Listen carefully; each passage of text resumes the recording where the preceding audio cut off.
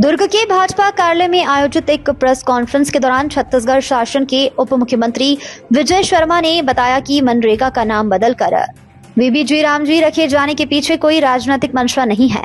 उन्होंने स्पष्ट किया है, इस योजना को शुरू से ही व्यापक रूप में आगे बढ़ाया गया है और समय के साथ इसमें कई नए प्रावधान भी जोड़े गए हैं। मनरेगा में नए प्रावधान। मंत्री विजय शर्मा ने बताया कि पहले यह योजना 100 दिन तक सीमित थी, जिसे अब बढ़ाकर 125 दिन तक का कर दिया गया है, ताकि अधिक से अधिक जरूरतमंद परिवारों को इसका सीधा लाभ मिल सके।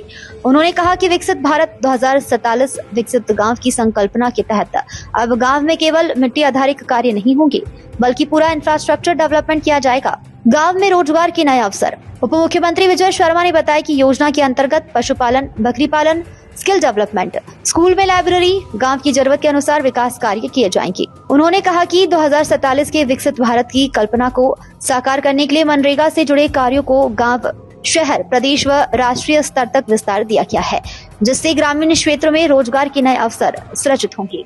एक बात जरूर कहना चाहता हूं कि ये विकसित भारत, विकसित गांवों की संकल्पना के आधार पर लिया गया एक बड़ा निर्णय है जो देश ने लिया है। और इसके माध्यम से गांव में अब सिर्फ गोदी खोदने का काम, सिर्फ मिट्टी आधारित काम नहीं होंगे।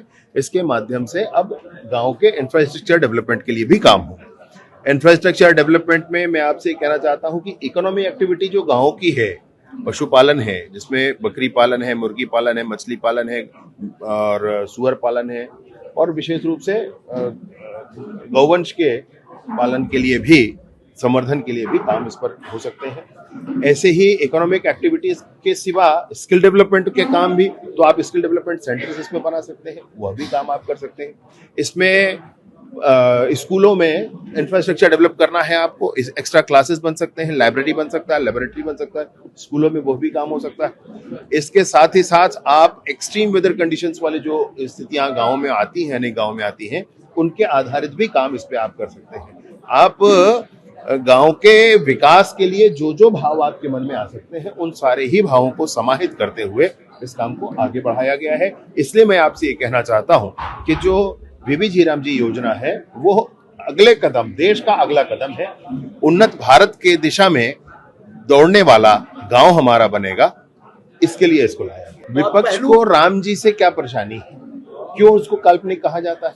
क्यों राम जी के संदर्भ में क्यों राम सेतु को तोड़ने की बात करते हैं? क्यों राम जी को काल्पनिक? राम जी आ गए तो क्या परेशानी हो गई भाई? आएंगे, हर जगह आएंगे। देखिए, मैं आपको ये कहना चाहता हूं कि मैं और आप मिलकर राज्य सरकार और केंद्र सरकारों पर पड़ने वाले आर्थिक बोझ की चिंता हम करें, अलग मामला, लेकिन गांव में कोई फर्क नहीं आने वाला है। गांव के व्यक्ति को 100 से अतिरिक्त 125 दिन का अब काम मिलने वाला है, उसको कहीं परेशानी नहीं। हाँ, राज्य सरकार और केंद्र सरकार, केंद्र, मुझे बिल्कुल स्पष्ट इस बात का आभास है कि राज्य सरकारें भी और गंभीर इस विषय पर हो जाएं, इसके लिए ये स्थिति बनाई गई। बस्तर के गांव बहुत सुंदर हैं, बहुत आगे हैं, बहुत अच्छे हैं।